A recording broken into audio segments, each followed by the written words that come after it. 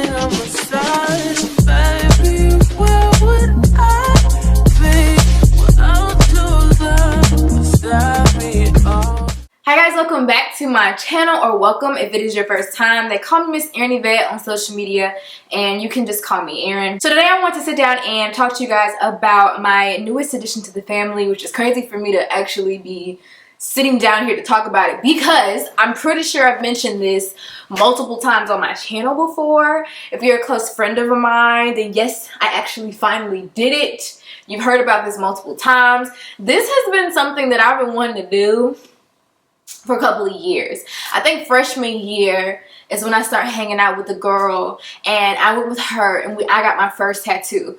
And I said I was going to come back and get my spine tattoo before I got my other piercings. And guys, it's actually 5 years later, and I'm just now getting my spine tattoo. So for my fellow spine tattoo people, shout out to y'all, okay? And I got so much love about it on my social media. Mainly Instagram is where I posted it. Instagram and Twitter. No, yes, Instagram and Snapchat. Because as of right now, recording this, I still have not told Twitter or Facebook. And I don't even think my mom knows. So, surprise!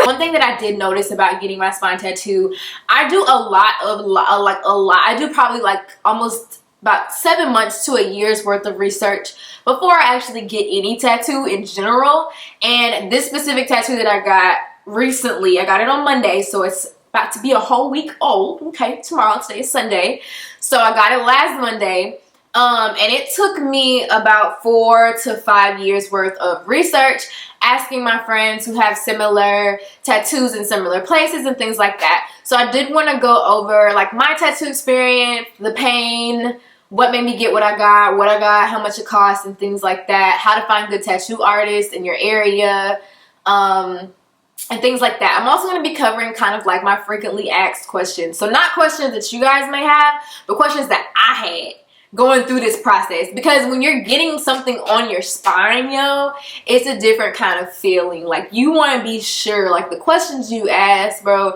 you want legit answers. So I figured, why not record a video? I make videos about everything else.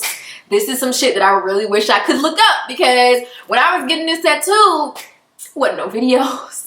I'm going to go ahead and put this out there, and hopefully it inspires other people to do it as well. So I'm going to go ahead and insert a picture of my back, how it actually looks. This is literally after I got it tattooed, still at the parlor. I went on Monday to my homegirl. I reached out to her, and I reached out to her probably a couple times.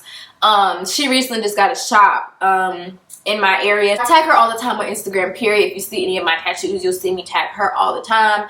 And I also will start tagging my other 2 tattoos as well. So if you guys are new to my channel, I have 3 tattoos. I know a few of you guys don't even know, because all of my tattoos can be covered. Just for professional reasons, a little background on me. Both of my parents are Christians. They're in the church. So getting a tattoo was huge for me. And like, my spine tattoo is big for me. I'm an adult and my parents are still freaking out about it. I feel like the majority of my tattoos are religious, which is kind of me. So it fits. I love Brittany. We worked together at my first job and everything, so I felt really comfortable with her. I think that's like the main thing for me whenever I go to a tattoo artist, is I want to be comfortable, just because I'm afraid of needles, which is crazy. But the thought of, like, before I go get a tattoo, I've thought about the whole process in my head. That's just how I am. Like, I've thought about my weakest points. Like, okay, this bone's gonna hurt. I might cry at this point. You know what I'm saying? I might need a break. Okay, this is what I'm gonna do and blank 3 times when I need a break. You know what I'm saying? What's my safe word? I need a safe word. Okay, so I think about the whole process before it happens to make sure that I'm ready. Okay, and I just need somebody who can bear with me and not be rude and make me feel uncomfortable, because if you're getting stabbed with a needle in your skin for hours at a time, and it's permanent, not only do you want to trust their work, you want to trust that they won't have a bad reaction on your body and your skin, and that you won't have different situations, because I've heard tons of horror stories, and thank God I just don't have any of my own. I will try to leave the link below, because I honestly never heard about numbing cream until me and my cousin went, and she was supposed to get a tattoo on her hand, so she specifically wanted numbing cream for that, and she was like, because it's on my spine, I might want numbing cream too. So I will link down below the 2 different versions that we were gonna buy. So I only can talk about my experience about one of them, and I will leave that here on the screen. That is the numbing cream that I use on my spine. And Brittany also sprayed her own desensitive, whatever it is. It's some type of spray that she sprayed. But those are the only two things that I had. I know a lot of my friends like, oh, did you smoke? Did you drink? Did you pop a pill? I didn't do none of that. So it was just me and the numbing cream. And the funny thing about the numbing cream is I didn't even do it correctly. When you're using the numbing cream, you might want to start applying layer after layer after layer. So start applying the numbing cream when you get in the car going to the tattoo spot, because it's going to take a little bit of time to kick in, at least 30 minutes minimum. And Brittany put the numbing cream on right before she was going into my back. Like literally, she had already like put the stencil on and everything about how she was going to do it. So it didn't have much time to settle in. But once she got to the nitty gritty anyway, my back took about 3.5 hours. So once she got to the nitty gritty, it worked out. But in the beginning, it did nothing for me. So make sure you guys, if you plan on using numbing cream or whatever the case may be, start applying layer after layer, like as soon as you can. Even with my numbing aid, it hurt like shit. Like this hurt like hell. This was not the worst pain I've ever felt. The funny thing is I had a kidney stone like 1.5 years ago. That is still to this day the worst pain that I've ever felt. They say kidney stone and childbirth are about the same. So if you had children, it feels like that. I've never had kids, but I can only imagine. Okay, I wouldn't wish that on nobody. All right. So if you can go through those two things, then you can go through a spinal pain. It will not feel bad. The only advice I would say is to do how I did. I definitely played it safe. So I'm gonna go ahead and show you guys my back really quick now. This, like I said, is a week after I got it. It does itch a little bit. So it's a little bit, I don't want to say flaky, but you can tell if you've gotten tattoos before, it's already starting to peel a little bit.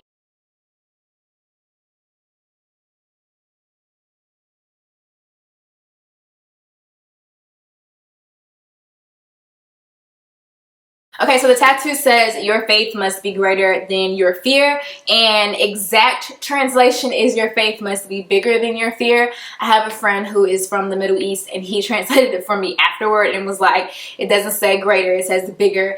And they're actually similar in symbols. It's just the symbol for greater is actually bigger than the symbol for bigger, if that makes sense. If that is your first language, you'll probably laugh and know what I'm talking about. But for anybody else, they're probably not going to know. And luckily for me, the translation isn't that big of a difference when you translate it to English. So it still worked out. If you're smart trying to get a tattoo, the smart route would be to get your words, get your foundation of the tattoo first, and then go back in a second or third session and get your flowers or whatever else you're going to get. Because if you go in with the whole thing, you're not going to sit through the whole tattoo. And that was my biggest fear, is getting half the tat done and not be able to finish it and it looking stupid. So I want to go ahead and with some leaves going down my spine, curling down my spine, and I want to add either some lilies or some peonies around what I already have, if that makes sense. So that's what I'm going to add to it whenever I get the strength. But yeah. Somebody asked me, now I'm going through like frequently asked questions that I got after getting the tat, was like what was the pain, like 0 to 10, and my pain is probably like a 7.5, like an 8 at some points, but for the most part it was just 7.5, which isn't really too bad. But yeah, it hurt. It hurt. Aftercare. So after I was finished, Brittany just said her favorite thing to use is coconut oil. I personally didn't like coconut oil. If you guys are on my channel, y'all know coconut oil doesn't really do a lot for my skin or my hair. And I usually just use that as a antibacterial for my mouth or like for skincare, cosmetics and things like that, but not for my tattoo. I feel like my tattoo is like one of the most driest and sensitive parts of my body right now. So I want to use something that I know is going to work. If this is your first time getting a tattoo, you typically don't want your tattoo to be dry. If this is your first back tattoo like mine is, nobody told me about the stiffness. So if you get a tattoo on your spine, it is very important to keep it moisturized, just because if you don't, sis, your back or bro, whoever's watching this, your back's gonna lock the fuck up. Like, I don't know how many times I woke up in like pain, but literally laughing at myself because my back was locked up. And I tried using the cream, the numbing cream, afterwards, to get rid of the pain, and it would literally numb my spine. So my back was double locked the fuck up.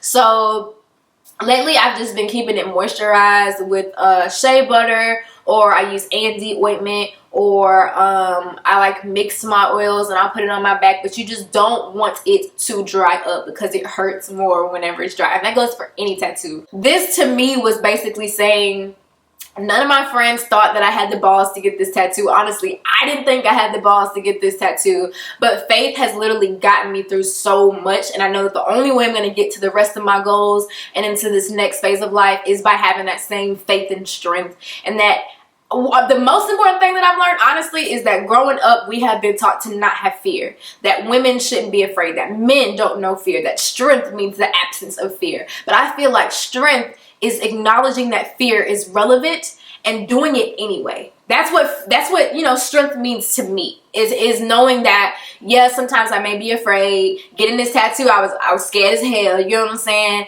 Afraid of what my parents would say. Afraid of the pain and everything else in between. But I'm doing it anyway, and I believe more in myself than I am afraid. If that makes sense. So I don't really know, guys. If I had to do it again, I would. If I had to suggest you guys to get this tattoo, I highly would suggest it. But yeah, I just wanted to sit down and make a really quick video about my tattoo and my experience. And yeah, I hope you guys like my tattoo as much as I do, because I loves it. By the way, the lashes that I'm wearing today are from my new lash line. Make sure you guys stay tuned, subscribe, and I will see you guys in my next video. Peace.